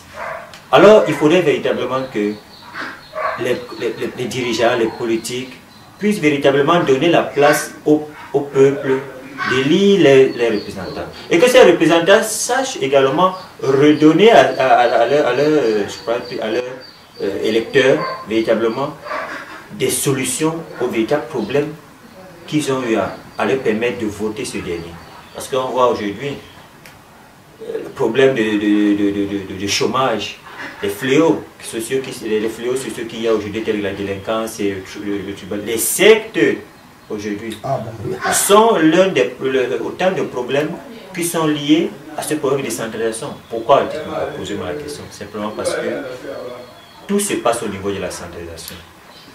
Eh bien, nous avons aujourd'hui la démographie est tellement ambiante que seule une personne ne peut plus résoudre ce cas de problème. Il faudrait donc essayer de donner également des possibilités aux arrondissements, aux communes, aux régions, de permettre à ce que ces petits problèmes, et des personnes idoines, il y a vraiment des personnes adaptées. Pourquoi on parle seulement de l'ENAM aujourd'hui? Pourquoi l'ENAM reste la seule école encore capable de pouvoir mettre sur pied des personnes relatives aux problèmes politiques? C'est un faux problème, ça. Pourquoi on ne doit pas mettre... Il y a des écoles, à l'université, il y a des filières sciences politiques. Et on ne les prend pas en considération. Il faut sortir de l'ENAM, devenir magistrat, faire ceci, faire cela. On connaît bien le retour de l'inverse de la pièce, on connaît ce qui se passe. Et ça fait que les mêmes causes produiront les mêmes effets. Alors, donc je pense que le problème, la notion de démocratie ne doit même pas rester dans nos... Il faudrait plutôt qu'on adopte une culture contextualisée. Une démocratie adaptée au contexte africain. Au contexte africain, voilà. Et ça va permettre à ce que, au moins, la couche vulnérables, qui sont les jeunes, pourront véritablement voir la réalité de ce qui se passe. Parce que jusqu'à présent, ils vivent un miroir, ils vivent une fiction. Or, l'engagement qui se fait aujourd'hui, ils ne sont pas engagés. Pourquoi? Parce qu'ils n'ont pas les éléments, les outils nécessaires pour véritablement se lancer dans la bataille. Or, c'est ce qu'ils demandent, un terrain d'entente et des voies pour essayer de militer. Alors, merci monsieur Désiré. Alors, l'émission, c'est l'Afrique d'aujourd'hui. Ça se passe sur la Voix du Continent et sur les télévisions partenaires. Le thème central de cette édition, c'est l'Afrique était véritablement libre 50 ans après son indépendance. On a abordé la question politique, on a fait une parenthèse sur l'actualité par rapport à l'affaire Obiang Mangué, vice-président de la Guinée équatoriale. On en parlera certainement dans les prochaines éditions. Le temps pour nous d'aborder maintenant la question économique.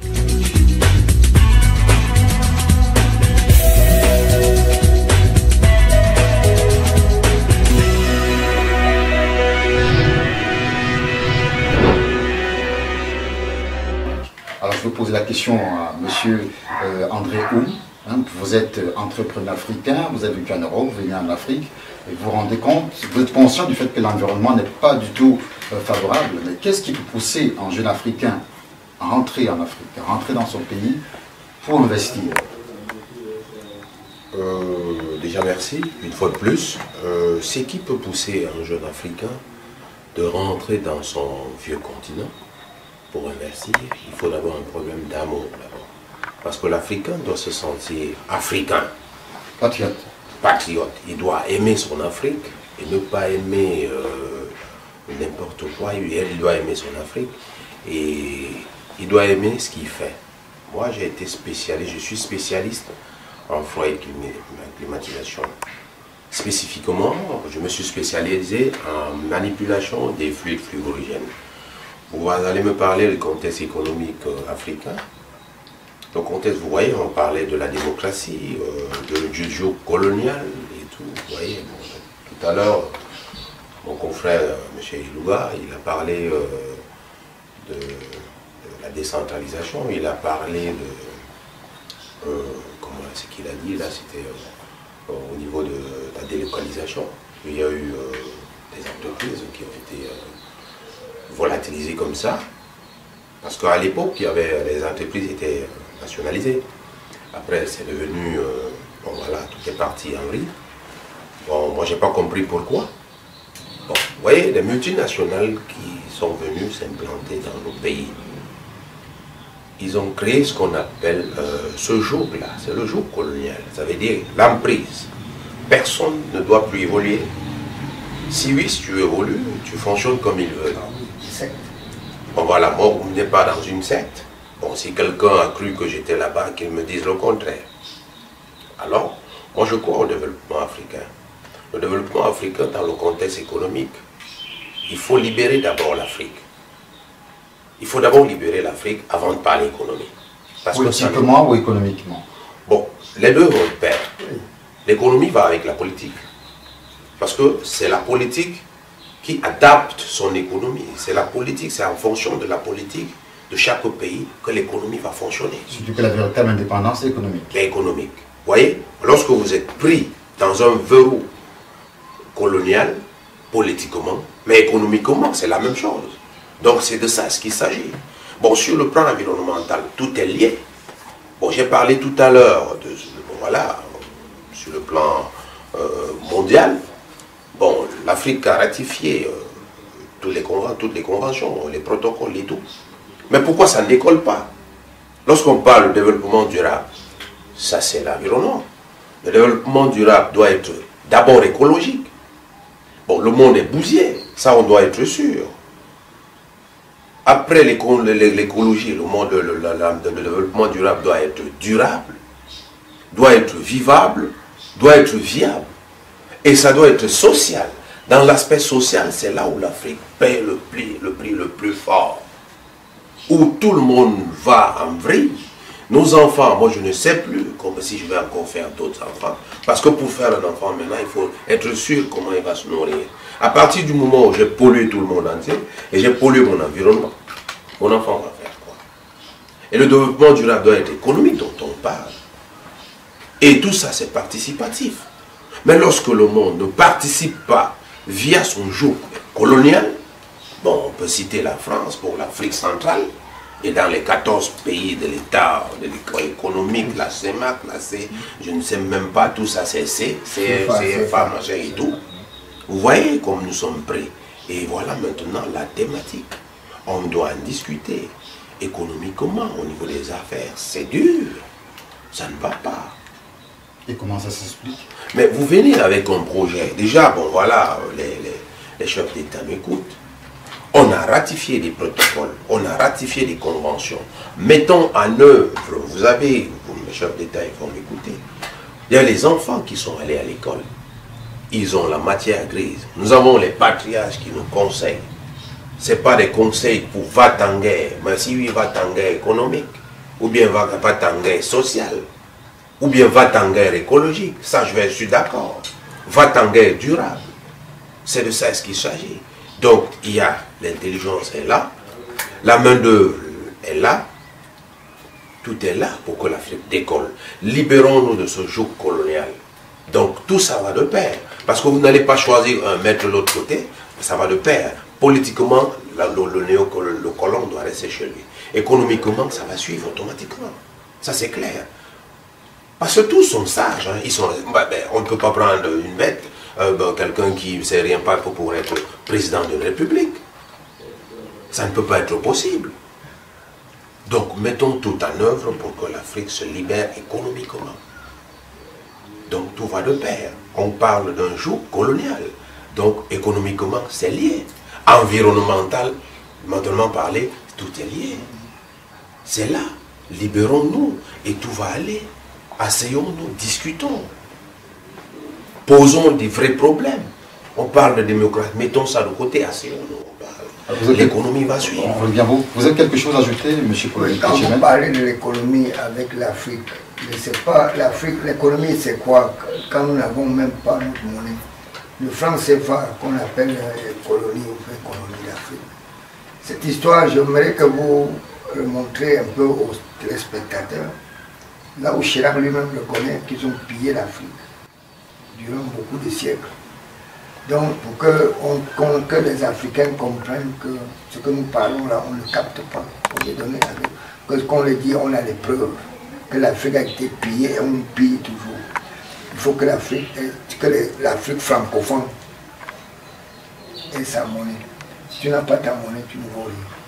Parce que là, c'est nous qui nourrissons les Français. La France ne peut parler que, ne peut jurer que sur nous, 50% de nos revenus est au trésor français.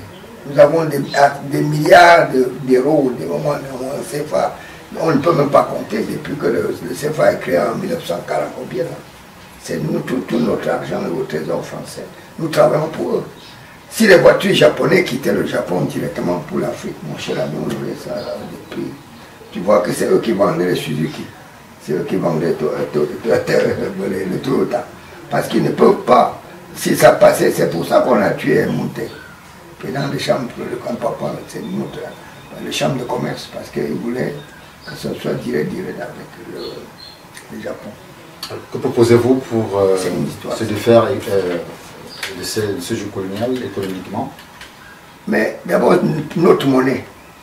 Si nous avons notre monnaie, déjà, nous sommes libres de le gérer comme on veut. Et nous pouvons vendre nos produits là où nous voulons et ce qui nous voulons. Voilà, c'est tout. C'est d'abord notre monnaie. Il n'y a pas de solution. Alors, monsieur Désiré Elou-Gabatoum, vous êtes environnementaliste, certes, mais en tel que l'Africain, pensez-vous que l'Afrique peut se faire avec ou sans le CFA?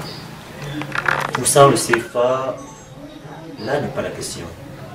La question véritable est, qu'en est-il même avec ce CFA?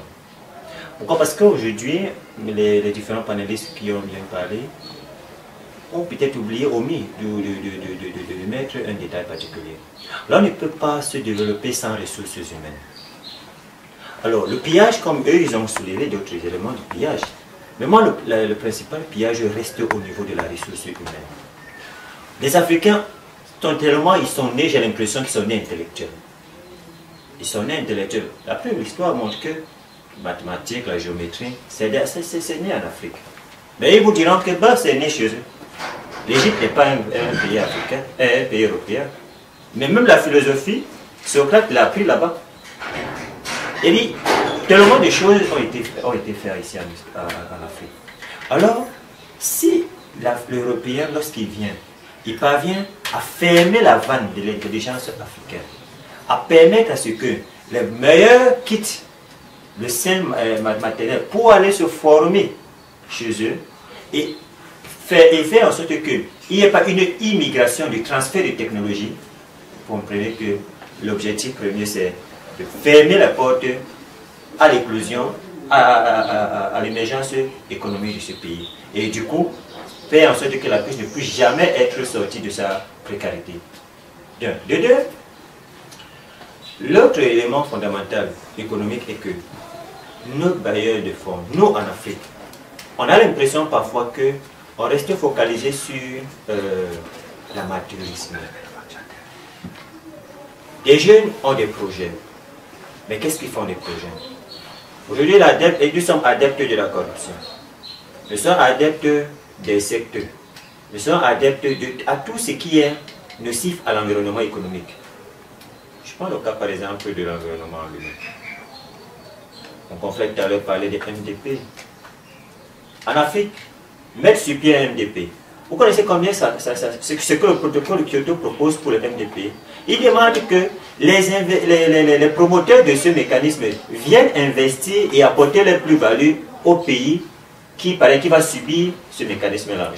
Avant de continuer, c'est quoi le MDP pour les téléspectateurs? Okay. Le MDP, c'est un mécanisme de développement propre, c'est un modèle de gestion de l'environnement de façon écologique, plus rationnel, plus optimal, qui permet d'appréhender un certain nombre de dégradations et d'assainir le côté environnemental de la chose, pour parler simplement de la chose. Je ne vais pas apporter des détails techniques, nous en discuterons plus tard.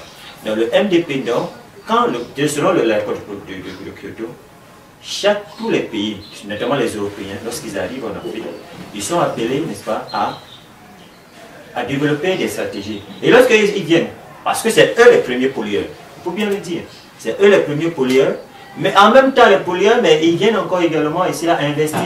Vous trouvez pas le paradoxal cette affaire-là? Que moi je pollue et je viens encore investir pour essayer de te dépolluer. C'est inacceptable. Et c'est pratiquement même, je pourrais dire même, à la limite, si vous me permettez l'expression, idiot. Parce que aucune personne, s'il te vole, je viens voler chez toi, je viendrai te dire, oh là là, j'ai volé chez toi. Jamais. Certes, il pourra venir te saluer en voyant que bon, il y a encore des choses à voler, il volera. Donc en gros, le problème de l'économie en Afrique, entièrement, est un épineux problème qui, pour moi je dis, si un pays européen se retrouve au sein d'une réunion, comme nous sommes là dans un débat, un Européen fanatique par exemple de la destruction africaine vient se retrouver dans ce débat, vous convenez avec moi que le débat sera à sens unique, hein? Il fera tout et tout pour nous mettre de côté. C'est ce qui se passe aujourd'hui. Si les Européens se retrouvent à la banque, à la BEAC, ils ont un droit de veto. Est-ce que nous on a encore un mot à dire dans notre argent? On n'a plus rien qu'à dire. Ça veut dire que même au niveau de l'environnement, tout ce qui a trait au mécanisme de développement propre, ils viendront encore mettre un semblant de truc. Je vous rappelle le cas du Cameroun. Ce mécanisme de développement propre, il est adapté à proximité par Isaac. Il dit de la proximité. Parce qu'on n'a pas tous les éléments. Parce que quand on veut mettre sur pied ce mécanisme, il faut partir sur la base d'un référentiel. Je n'aimerais pas trahir le secret de beaucoup ici.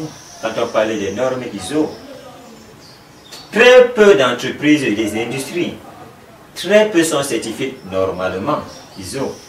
Mais avec les comptos que nous connaissons tous, ce qui se passe, je pense que si véritablement nous, pour sortir un peu de l'approche toujours tirée sur l'Africain, mais pour apporter une solution à cela, je pense que la première des choses, c'est d'abord la rationalisation de notre conscience. Il faut être rationnel, savoir où on veut aller, premièrement. Savoir que le bien que nous avons aujourd'hui, il n'est pas plus pour nous, mais il est pour la génération future, d'où le développement durable. Je pense que le patriarche qui est ici est un modèle. Est un modèle que beaucoup de patriarches qui ont également eu à vivre l'histoire, c'est-à-dire le passage, la transition de l'ancien temps à cette mondialisation devraient faire. Devraient ne pas se cacher dans leur maison, devraient sortir et aider les Africains, les jeunes Africains à aider les dirigeants à sortir parce qu'il y a du potentiel. Mais maintenant, il faut les accompagner sur le plan économique parce que nous avons beaucoup de projets. Et ces projets ne sont pas là pour nous, mais pour un développement massif. Monsieur Joseph Martial Djelip Baba, vous êtes maintenant sur la transition, on va finir par vous sur la question économique avant d'aborder la question socioculturelle par laquelle nous allons sortir pour cette première édition. Alors, que pensez-vous que l'Afrique puisse faire pour avancer ou alors se défaire du jeu colonial sur le plan économique? Merci Magloire encore de me donner la parole. Ce que je pourrais dire n'est que la même chose que mes confrères ont dit. Parce que nous sommes piégés dans tous les sens. Donc, ce n'est que par notre force et l'aide de Dieu, avec beaucoup de prières, pour sortir de cet endroit. Donc, je n'ai pas beaucoup de choses à dire parce que mes confrères ont tout dit. Et on a l'exemple de notre patriarche qui, lui, a ce cœur. Il a pris ce courage de le faire. Et il rythme, il veut prendre en appui à tous ces présidents pour faire un exemple dans leur pays. Je n'ai plus autre chose à dire par rapport à ça. Alors, mesdames, messieurs, l'émission c'est l'Afrique d'aujourd'hui. Ça se passe sur La Voix du Continent, votre télévision, aussi en collaboration avec les télévisions partenaires. On a parlé de l'Afrique. LTV Terrement Libre, 50 ans après son indépendance. On a abordé la question politique, la question économique. On va finir par la question socio-culturelle. Alors,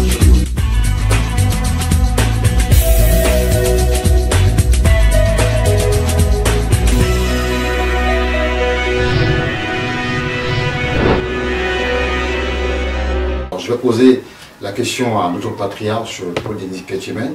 Que pensez-vous pour que l'Afrique puisse se défaire de la colonisation? Comment peut-elle se développer sur le plan socio-culturel? Oui, mais Magloire, quand vous parlez déjà de socio-culturel, c'est si je veux bien, peut-être si je ne comprends pas ou si je comprends bien, ce sont les termes qui est encore un peu plus lourd, parce qu'il faut que l'Africain mange d'abord. Nous pouvons en manger. Le culturel, si c'est les danses qu'on fait faire aux gens, parce qu'on a que les semaines du riz, au Parlement du riz en Côte d'Ivoire, pour distraire les gens, tout ça. Et puis, ces gens qui n'ont même pas encore pleuré leur mort, on les met un truc là-bas qui les font rire. Je crois que les Africains, eux, ils ne comprennent rien. Que c'est bien préparé pour être ainsi. C'est la distraction? Mais ce n'est que les distractions. Le culturel, c'est quoi? Nous avons notre culture. On ne nous apprend rien. Chaque tribu chez nous a sa culture. Et la culture africaine, on ne l'apprend pas. Ça ne devait pas être une leçon. Et ça dit que l'Afrique a plus à faire que de se distraire. Mais oui, mais on se distrait qu'on a d'abord fait quoi? J'ai dit que nous avons notre culture. Notre culture, elle essaie ce que les autres nous apprennent à faire. Faisons ce que, dans chaque tribu, nous sommes ici, nous ne sommes pas des mêmes tribus. Chaque tribu parmi nous a sa culture. Et on ne nous apprend rien du tout. Ça, c'est un truc qui, c'est inné, on est né avec sa culture, on est avec sa culture. On ne nous apprend pas, ce n'est pas une leçon. C'est pas encore une leçon où les pauvres vont venir nous dicter de faire. Non. Nous sommes nés avec notre culture. Ça, c'est un problème, il ne faut même pas me poser des questions pareilles. Est-ce à dire que nous devons être nous-mêmes pour mieux se développer culturellement? Mais culturellement, c'est comment? Nous avons notre culture, on ne se développe pas avec la culture. Nous sommes d'abord cultivés de notre façon. C'est pas de quelle qualité ou de culture vous voulez. Moi, dans ma tête, nous sommes cultivés parce que je ne sais pas si la culture c'est apprendre à quelqu'un à ne pas manger ou bien à manger ou à manger avec la cuillère ou manger avec les mains. Non, ça c'est différent. Alors, réaction, M. Antabo. Oui, M. Magloire, c'est tellement impressionnant que bon, peut-être peut être long, mais je ne serai pas très long. Mais je vais prendre un exemple au niveau socio-culturel de l'Afrique. Le jour, on parle toujours du jour, hein, de l'Afrique. Juste un tout petit exemple. Vous voyez comment le social est abusé en Afrique, Cameroun. Il y a peut-être une semaine, il y a une histoire qui s'est passée à Yaoundé, et personne n'en parle. Voilà un enfant qui est socialement épousé. Et sa culture, l'enfant ne maîtrise plus sa culture. On a sodomisé un enfant, la classe de 5e, avec 2 élèves de seconde. Vous voyez déjà d'où ça part. C'est la place du joug colonial jusque-là. Ça bousille toute la chaîne. On ne sait plus ce qu'on doit faire. Alors moi je ne sais pas. Vous voyez, je vais un peu, je ne serai pas long. Mais déjà à partir de là, tout part du départ jusqu'à la fin. La chaîne suit. C'est-à-dire que l'affaire Sodome et Gomorrhe, mais ça suit. Passé par la colonisation. Passé par la colonisation. Et nous, Sodome et Gomorrhe. Faut atterrir en Afrique. Nous, on ne connaissait pas ça, Sodome et Gomorre. Ça existait là-bas. La Bible est venue nous apprendre Sodome et Gomorre. Sodomisez-vous et faites tout. C'est ça. Vous voyez, ça c'est, personne n'en parle. Moi, ça me taraude. Qu'est-ce qu'on va dire encore à cet enfant? Voilà un problème social qui se pose. Et la culture qui va suivre avec. L'enfant, est-ce que l'enfant pourra s'épanouir culturellement? Il va dire que je suis bassa comme homme. Non, mais je ne pense pas. Ou bien il va se cacher. Voilà un enfant qu'on détruit. Il y en a, on ne peut plus en compter, M. Magloire. Oui, mais attendez, je vais un peu intervenir là. Vous savez le cas de cet enfant de seconde qui ont sodomisé cet enfant. Eux-mêmes, ils ont été déjà sodomisés. Tu as compris? C'est une chaîne. C'est les adeptes du démon. Il faudrait que tous les parents, qu'on commence à conscientiser les enfants. Que chaque famille par famille, que même dans les écoles, les maîtres, les enseignants parlent aux enfants de cette situation. Que même une jeune fille ou une femme, un homme te cotise pour faire l'amour. S'il ne va pas dans la voie normale et qu'il va vers la voie du caca, n'accepte pas. Parce que ça, c'est les actes diaboliques. Et quelles sont les conséquences? C'est la mort. Cet enfant qu'on a sodomisé là, c'est sûr que l'enfant est fait. Vous savez, la sodomie là, c'est le premier acte avec le diable. C'est le pacte avec le diable. Mais l'enfant ne l'a pas fait exprès. On l'a obligé d'entrer dedans. Parce que l'acte d'abord, il faut accepter. L'enfant n'a jamais. Il ne sait même pas de quoi c'est. On l'a forcé pour le sodomiser. Cet enfant aussi, c'est un autre compte, c'est un enfant qu'on a déjà perdu.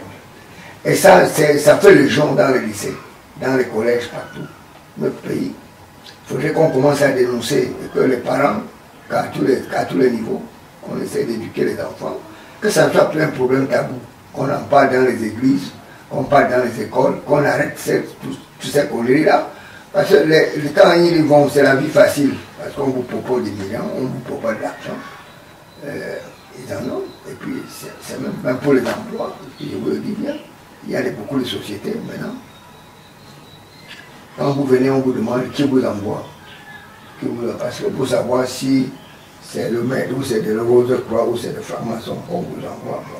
Le cercle est tellement fermé qu'il faut déjà dénoncer dire le nom, le qui, pourquoi on vous prend. C'est un peu ça. Mais c'est aberrant. Ce que nous avons laissé, c'est de l'arme aux yeux. Alors, que proposez-vous pour remédier à cette situation? Remédier à la situation, c'est conscientiser les familles. Qu'on commence, que même les ministres, que le gouvernement, que le chef d'État donne des ordres, des instructions, pour qu'on essaye qu'on essaie d'éradiquer cette situation qui a déjà pris toutes les écoles. Parce qu'Internet a pourri la vie des gens. Il faut faire attention avec cette histoire. Parce que l'argent facile qu'on propose aux enfants, parce qu'on les tue ceci, c'est ça qui gêne. Et les filles aussi, quand vous voyez un peu, c'est avec l'argent facile. Quand les gens meurent maintenant, on prend l'argent facile, on pompe ça dans les repas pour que les gens mangent. Après, quand vous mangez, vous ne savez même pas que cet argent-là, on vous a acheté aussi. C'est ainsi de suite, comment ça que les gens meurent tous les jours, on ne comprend plus rien. Alors, M. Désiré Louga Batoum. 50 ans après la colonisation, jusqu'à présent, l'Afrique n'est pas encore véritablement sortie de ce noyau infernal pour moi, déjà parce que les dépravations des mœurs se multiplient. Ils sont légion dans notre continent. Un continent beau et naturel, loin de cet artifice que nous ont toujours offert les Occidentaux. Un continent qui a vu naître des fils dans des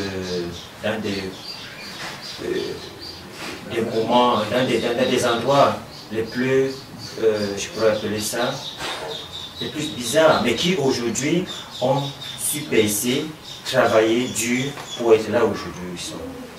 Aujourd'hui, nous avons l'annexion coloniale a entraîné cette mondialisation que nous les jeunes aujourd'hui on commence à trop parler, la télévision, la communication. Tout cela a été pensé. Vous savez, la première cause de la mort d'un continent, c'est la communication. Quand on parle, on ne fait que répéter. Le patriarche parlait tout à l'heure de la sensibilisation au niveau des églises, au niveau des médias et tout ça. C'est à force quand on parle de ça régulièrement que quelqu'un commence à prendre le corps. Et puis il dit, waouh, et quoi les mêmes questions? 2, 5 fois. En fait, vous devenez automate de cette communication. Nous avons des séries aujourd'hui, des séries qui dépravent même tout ce qui est la sodomisation. Vient d'où? Ça vient de la télévision. Et quelle télévision occidentale? Et ils ont toujours eu à manipuler le corps humain comme étant une forme d'expérience quotidienne. Chaque fois, vous voyez des morts, et puis c'est ce qui parfois touche la mentalité jeune africaine. Et c'est ça. Vous allez voir un jeune aujourd'hui avec de la cigarette à un certain âge, parce qu'il a de la télé. Avant, est-ce que le patriarche était un islam? La télévision n'avait pas une influence sur eux. Déjà, il n'y en avait même pas. C'est ce qui a fait en sorte que eux, ils puissent avoir une certaine éducation qui les a poussés vers un travail véritable et dur pour en arriver là. L'espérance de vie aujourd'hui, c'est de quel âge en Afrique? Par rapport à eux, l'espérance de vie est faible simplement à cause des méfaits que la communication offre aux jeunes. Non, c'est pas la communication, j'attire votre attention sur cette histoire. C'est le secte. Quand on vous dit qu'on vous sodomise, c'est que vous avez des âges coupés, il y a beaucoup de conditions. Mais nous avons, avant quand on était jeunes aussi, ça existait. Ce n'est que maintenant que ça a pris de l'ampleur. Justement, c'est pour dire un peu patriarche que voilà, on est face à une situation où de l'Indien à l'Indien, on nous offre des séries. La communication, les médias, la télévision. Aujourd'hui, à longueur de journée, vous allez voir, si vous mettez un enfant face à une télévision, quelle est la chaîne qu'il peut mettre? Même dans nos chaînes africaines, nous avons mis maintenant que des programmes adaptés aux réalités occidentales et non plus aux réalités africaines. C'est-à-dire, on dit ce qu'il y a. Sur le plan culturel, combien d'écoles offrent des filières adaptées à la communication du dialecte? Il n'y en a aucune. Si oui, c'est maintenant que certains États commencent à imaginer que... Non, il faut penser que nos enfants commencent à parler de leur langue, commencent à se dire qu'ils sont africains, etc. Mais regardez, depuis des années que l'enfant a eu à adapter. Je ne sais pas le mot. Moi, je suis né dans un environnement où ce n'est que le français. Je suis bassade du machin. c'est le français, c'est le français. Et mon enfant lui aussi naîtra dans cet environnement-là. D'où on va donc, c'est l'histoire de l'Afrique, de son pays, de sa culture, va être pérennisée. Au profit de quoi? Au profit de l'histoire de la culture occidentale. Alors, M. Joseph Martial Djelik, on va finir par vous. Hein. Vous avez un mot à dire par rapport oui, j'ai quand même un mot à dire parce que quand vous parlez de la culture, moi je suis tellement très ciblé. Sur la culture, quand on prend nos jeunes filles pour défiler nues, après, pour que tu sois top modèle, soi-disant top modèle mannequin, il faut que toute l'équipe passe sur toi. Quelle est cette culture qu'on demande? Ce n'est pas de culture. Ça, c'est pas de culture. Ça rime à ce que notre patriarche est en train de dire, ça, c'est des rites. L'habillage, donc déjà, d'abord, qui est déjà... Vous vous habillez nu, vous traversez, vous restez des jours pour ne pas manger, pour vous briser votre corps. Après, pour que on vous accepte, il faudrait que tout le monde passe. Et même, on va vous laisser les maladies, d'autres s'occupent de ce qu'ils veulent et ce qu'ils savent. Alors, on ne pourra jamais s'arrêter avec des propos sur le thème du jour. L'Afrique était libre 50 ans après son indépendance. Mesdames, Messieurs, c'était le thème de cette première édition sur la voix du continent en collaboration avec les télévisions partenaires. Nous avons reçu pour cette première édition M. Jean-Denis Ketchemen, expert en sécurité d'État. Nous avons reçu M. André Oum, ingénieur en climatisation. M. Elouga Batoum Désiré, environnementaliste, et M. Joseph Martial Djababa, maintenancier électronicien. Quant à moi, je suis Léopold Magloire, Yando, votre humble serviteur. À nous revoir à la prochaine édition sur les mêmes chaînes. Au revoir. On va prendre un café.